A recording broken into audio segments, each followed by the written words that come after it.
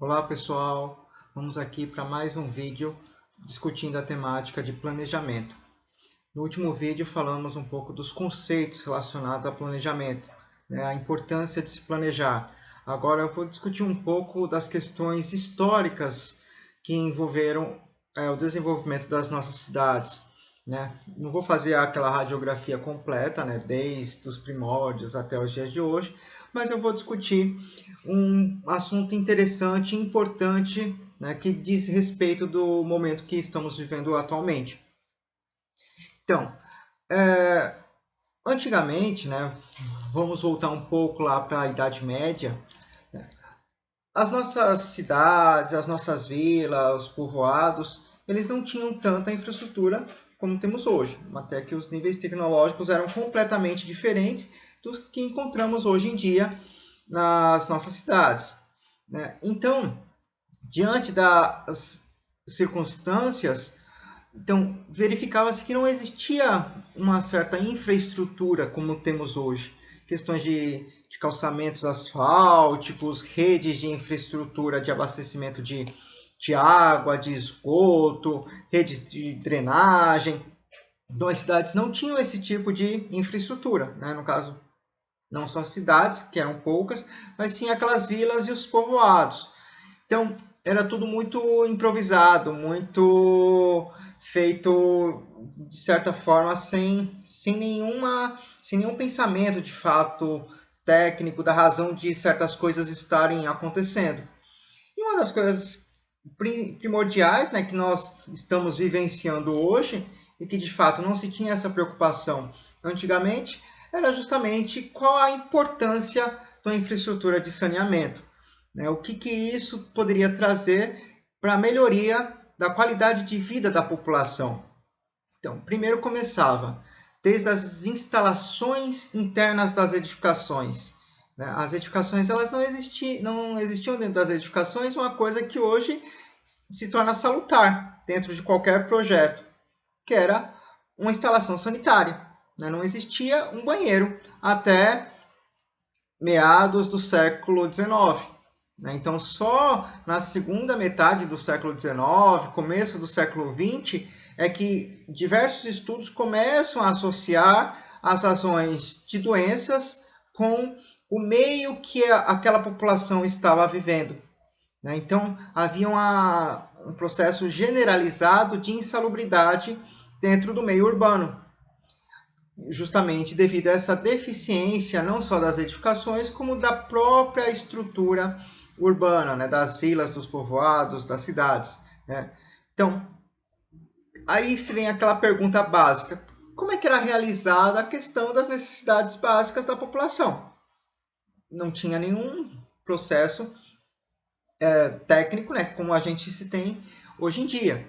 De fato, a população realizava suas necessidades das formas mais improvisadas possíveis e, de fato, as cidades, né, as áreas urbanas eram bastante insalubres. Né? De fato, ver esgoto escorrendo pelo meio da rua, né, fezes jogadas por tudo quanto é canto, né, sendo recolhida por caminhões, por carroças. Até aqui no Brasil, de fato, existia um sistema de coleta de resíduos, né, que passava nas casas, do mesmo jeito que a gente tem hoje o sistema de coleta de lixo, existia um sistema de coleta desse tipo de resíduo. Então, qual era a implicância desse não saneamento, né, com a, de fato, qualidade de vida e com a saúde da população? O fato principal é que acabava ocorrendo, que hoje a gente está verificando, né, mas numa dimensão e num pensamento completamente diferente, era a questão das epidemias. Então, as epidemias elas aconteciam de uma forma muito mais constante, mas o homem nunca conseguia associar que o fato de ocorrer determinada doença estava relacionado com a questão da insalubridade, da forma como ele despejava os seus resíduos, né, as suas fezes, o seu lixo. Então, como é que de fato isso implicava na vida da população? Consequentemente, também como não existia um sistema de saúde, quando acontecia uma determinada epidemia, a, acabava atingindo uma grande concentração populacional, né? Às vezes vindo dizimar um grande contingente, né? De centenas de milhares, até de milhões, como veio a acontecer no caso da gripe espanhola no século passado, né? Na primeira metade do século passado, né? Mesmo que já tivesse essa consciência, essa relação das condições sanitárias com a insurgência de determinadas doenças e de determinadas epidemias, então só no século passado é que de fato começou a se ter mais estudos e relacionar que uma coisa implicava na outra, ou seja, que a falta de saneamento poderia gerar o surgimento de doenças e impactar na vida da sociedade. Com isso, ao passar do tempo, não só lá na Idade Média, mas também na Idade Moderna, esses problemas passaram a ser de fato recorrentes, até porque a população dessas áreas urbanas começaram a aumentar de forma considerável, até chegar no momento da Revolução Industrial, na segunda metade do século XVIII, e com a intensificação maior e até uma expansão maior já no século XIX, né, começando inicialmente na Inglaterra e depois vindo para países como a França, depois atravessando o oceano, chegando nos Estados Unidos. Então, a partir desse momento, as cidades começaram de fato a crescer, em decorrência do processo de migração da população que vinha do campo em busca de novas condições de vida, de novas condições de trabalho. Então, aí começou também a pipocar, vamos dizer assim, a questão de problemas de saúde. Os problemas eles começaram a se acumular. Mais uma vez, repito, não havia um sistema de saúde que estava lá dando apoio, né, com médicos, enfermeiros, com hospitais, né, que pudesse auxiliar essa população. Então, o que isso vem de fato a resultar?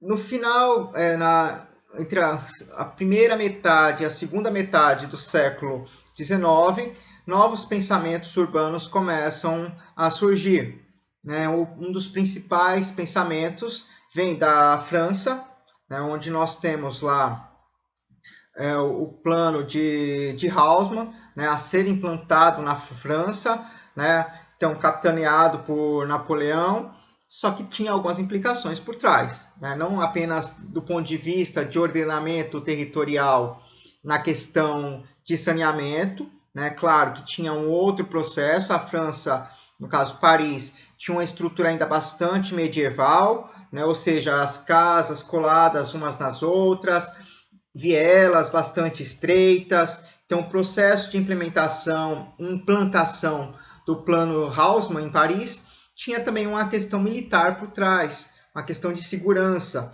ou seja, a abertura de novas vias amplas, né, os chamados boulevards, tinha a ideia de promover essa segurança, uma segurança, no caso, através da vigilância. O governo ele poderia vigiar o que estava acontecendo. Se acontecesse alguma revolta, não teria mais como a população sair correndo pelos becos, como já havia acontecido durante a Revolução Francesa no final do século XVIII. Né? Agora, o governo ele poderia controlar as multidões, já que elas estariam visíveis a todo momento, né? Não teria mais para onde, vamos dizer, ela correr, teria como ela ser cercada, né, por algumas questões de policiamento da área urbana, né, com forma de se impedir as revoltas populacionais.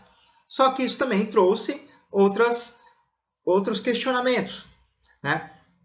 A partir do momento que a estrutura urbana ela passa a ser remodelada lá em Paris, né? Depois isso passa a ser difundido para outros países do mundo, né? O próprio Estados Unidos implementou essa ideia do plano de avenidas, lá quando foi construído Washington, depois também no processo de reformulação da cidade de Nova York, com a implementação do plano xadrez, né? Cidades como Buenos Aires, né? Na avenida principal de Buenos Aires, e até mesmo aqui no Brasil.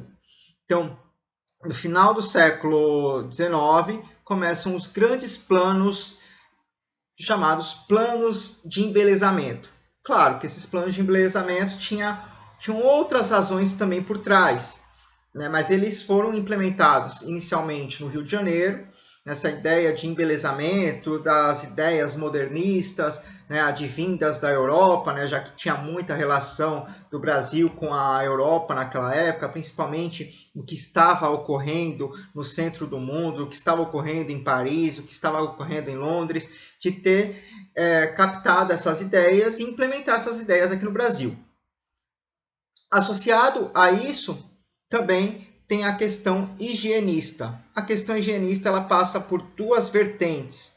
Primeiro, claro, a vertente de higienização das cidades, com a implementação de planos de saneamento, né, bastante capitaneada por Saturnino de Brito, no começo do século XX, né, que implantou planos de saneamento em cidades como Santos, ou talvez também no Nordeste, né, em Recife, em cidades como Natal. Então, essa ideia de promover grandes planos para sanear a cidade, né?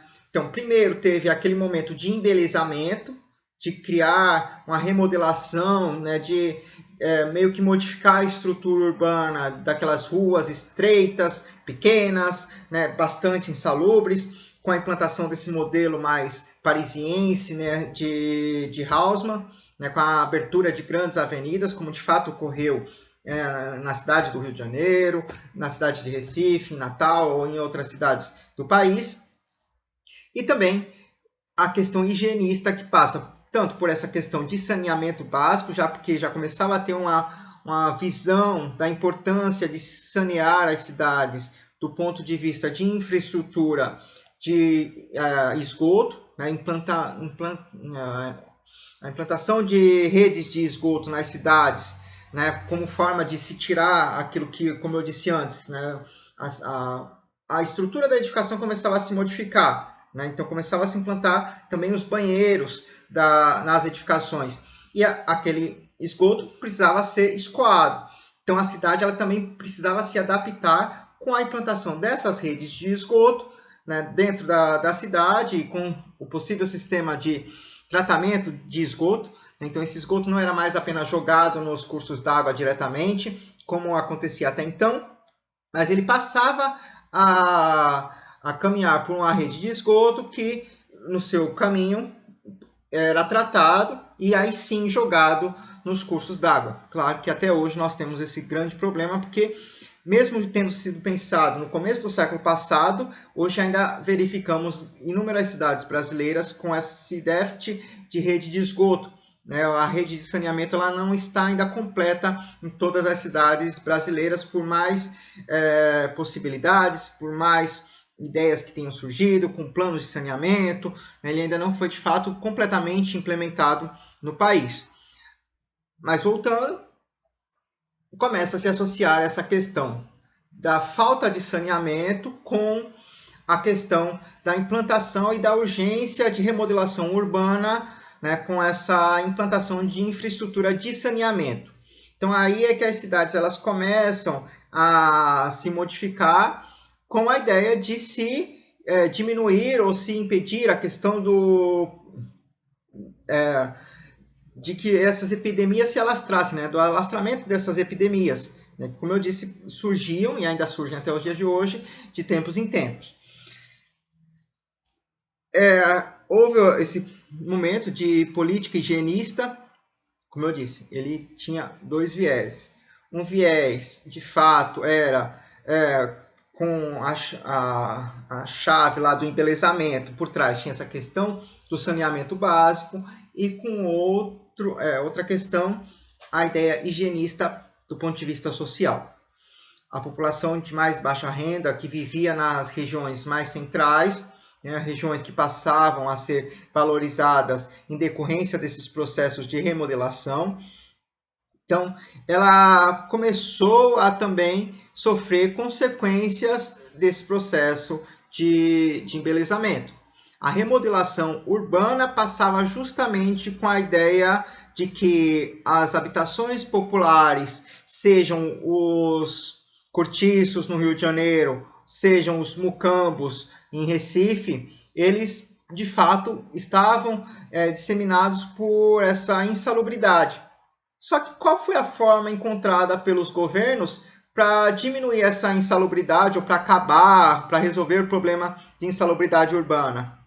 Não foi, de fato, melhorar as condições de habitação dessa população, mas sim um plano para que expulsasse essa população dessas áreas. Então, o Rio de Janeiro passou por um grande processo de remodelação do seu centro, com a destruição dos cortiços, e essa população começou a ter que se mudar para regiões mais periféricas. O mesmo veio a ocorrer em várias cidades, inclusive no Recife, também com esses planos de remodelação, os planos de saneamento, também capitaneado por Saturnino de Brito, onde a população mais pobre também teve que sair das áreas mais centrais onde viviam e passou a morar nas periferias. Só que qual o problema delas morarem nas periferias? Não foi dado nenhuma condição de vida para que elas se mudassem da região central para a periferia. Só houve uma transferência do problema. O problema ele saía da visibilidade da classe alta, da burguesia, da elite brasileira, né? Ou seja, a população de maior poder aquisitivo, ela não visualizava mais aquela população pobre, né? E com isso o problema para elas estava resolvido. Eu não vejo mais, vamos dizer, pobre passando aqui na minha frente, né? Eu não vejo mais barracos, mais cortiços, mais mucambos, mais palafitas. Então, o problema, para mim, está resolvido. Só que aí, como eu disse, essa população era transferida para áreas mais periféricas. Com isso, se explodiu as favelas nas nossas cidades, né? Principalmente em áreas longe desse centro urbano, desse centro econômico da cidade, áreas ambientalmente frágeis, seja na beira de rios, ou seja, a população continuava a morar nas margens dos rios, agora não mais no centro, mas nas áreas mais periféricas, ou em áreas de encosta, que também tinham grandes problemas sociais e ambientais, como os deslizamentos que até hoje também ocorrem nas grandes cidades brasileiras. Então, a política higienista ela tinha esse caráter, né? A promoção da higienização do centro, a abertura de novas vias como forma de contornar essa questão de becos, de vielas, né? da falta de condição de moradia daquela área, mas o problema ele foi transferido para a periferia das cidades. Nesse momento também surgem algumas ideias de remodelação urbana. Uma das ideias é aquela questão de tentar resgatar a ambiência urbana, né, a ambiência também rural, vamos dizer assim, né, do campo, com o surgimento em 1898 das cidades jardins por Edward Howard, que planejou, que idealizou a ideia da cidade jardim. A cidade jardim ela seria um entreposto, vamos dizer assim, entre a área mais conurbada e o campo, né? Seria um meio termo, né? Seriam áreas com maior arborização, um menor adensamento construtivo, né? E que poderia ter essa sensação do campo na cidade. Um outro momento, logo posterior, que também está um pouco associado com essa ideia de Howard, mas que já tinha uma outra percepção por trás, foi, de fato, a idealização, aí sim, da cidade modernista. Né? Quando Le Corbusier planeja, idealiza a cidade modernista, né? Com a implantação dos conceitos de planejamento urbanos mais modernos, né? Se verificou também o surgimento de um processo de separação das funções de trabalho com as funções de habitação. Então, a cidade modernista tinha essa característica, né, de ocupar também áreas mais extensas, de baixa densidade, né, onde de fato havia essa separação entre o morar e o trabalhar, né, além de outras funções, como o lazer. Né? Então, a cidade ela deveria ser estruturada no modelo de zoneamento, onde existiam as áreas de trabalho, que seriam as áreas comerciais, de serviços, e as áreas residenciais, que era onde a população de fato ia morar. Só que qual foi o problema que surgiu diante desse modelo? bastante discutido e bastante criticado pela jornalista Jane Jacobs, quando ela faz a análise das cidades estadunidenses e publica o livro Morte e Vida das Grandes Cidades. É que esse modelo de cidade modernista acabava dando uma outra implicação, que resultava justamente na implantação de um modelo de zoneamento funcional do espaço, esse modelo onde eu divido em zonas comerciais e zonas residenciais da cidade, ou seja, há uma separação das funções urbanas, e isso acaba resultando em áreas mais, que a gente chama mais espaçadas, no processo de cidade espraiada, aquele espraiamento urbano, a cidade mais horizontal, com essa grande separação.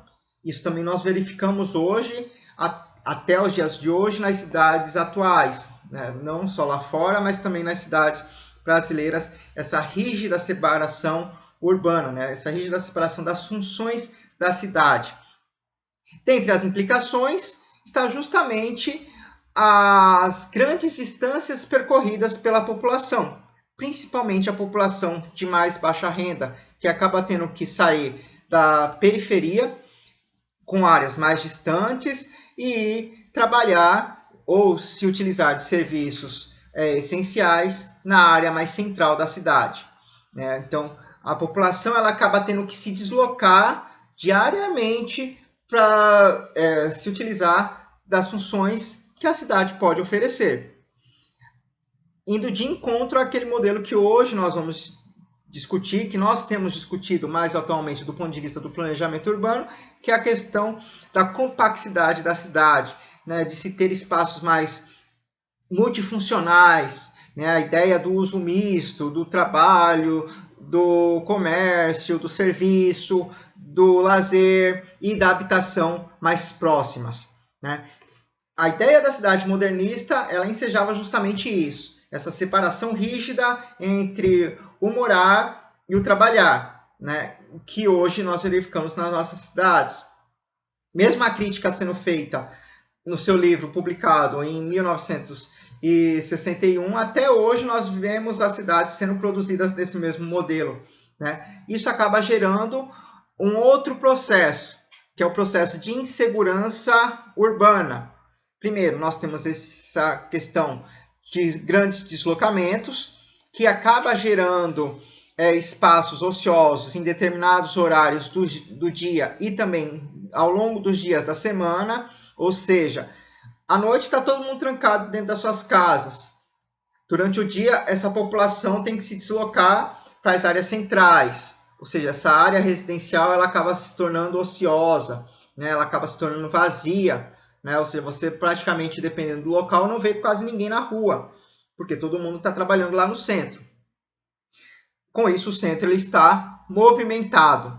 À noite, essa população retorna para sua casa e o centro passa a se tornar esse local ocioso. Como também vemos nos centros das grandes cidades, essa ociosidade, esse deserto urbano nas áreas centrais, que acaba gerando uma certa periculosidade. Hoje nós não temos costume de andar nos centros das grandes cidades, justamente porque são espaços inóspitos, espaços desagradáveis nessas horas do dia, no caso à noite, e também nos finais de semana. Do mesmo jeito que acontece ao longo dos dias da semana, de dia o centro é movimentado e as áreas residenciais vazias, à noite há essa inversão, só que a partir do momento que você vai para casa, você vai ficar trancado dentro de casa, você não vai ficar andando pela sua área residencial, e o centro se torna ocioso. E isso se estende no final de semana. Os centros das cidades vazios e as áreas residenciais mais movimentadas. Com isso, ela inclui o conceito de vitalidade urbana. A partir do momento que eu junto as funções urbanas de trabalho, de comércio, de serviços, de lazer, junto com a questão da residência, eu trago a vitalidade urbana, o que ela também chama de olhos da rua, ou seja, vai ter gente se movimentando ali naquela área, ao longo do dia, ao longo dos dias da semana, o tempo todo. Ou seja, há uma vigilância social maior, a população ela está mais vigilante ao longo do tempo, ao longo dos diferentes horários, né? E não apenas em determinados horários pré-determinados devido a essa separação da cidade, devido a esse processo de segregação, né? Então, isso acaba gerando um novo modelo de planejamento. Saímos lá da questão da cidade sem infraestrutura, né, das áreas urbanas sem infraestrutura, passamos por uma ideia de planejamento, de estruturação urbana, né, que tinha um determinado viés, né, político por trás, né, a questão de promover a segurança, de uma vigilância governamental maior, né. Depois viemos para um momento de planejamento da cidade com a ideia de embelezamento, a abertura de grandes vias, de remodelação das edificações, né, mas que também tinha por trás duas outras questões, né, com o mesmo nome, a questão higienista, seja do ponto de vista de saneamento ambiental, seja do ponto de vista de saneamento social, de expulsão da população mais pobre das áreas centrais, até chegar no momento mais atual, de planejamento modernista, com a separação das funções urbanas, que sofre uma grande crítica no começo da segunda metade do século XX e que faz com que nós pensemos num novo modelo de cidade, até chegar no modelo e no momento atual da cidade compacta, da cidade com múltiplas funções, da promoção de uma vitalidade urbana maior, porque há uma sociabilização maior das funções da cidade, de ter a aproximação do trabalho com a residência, né? Então a gente passa a ter uma nova visão de cidade, né? Inicialmente do ponto de vista sanitário e hoje do ponto de vista da própria estruturação urbana, que enseja de fato uma melhoria da qualidade de vida da população. Nos próximos vídeos eu vou discutir a questão mais focada no Brasil, nessa relação entre o que é o planejamento integrado, né, um planejamento mais estatizante, mais centralizado, e a questão também mais em contraponto de um planejamento estratégico mais atual, né, e a ideia também de uma participação maior da população na discussão do planejamento urbano. Tchau, pessoal, e até a próxima.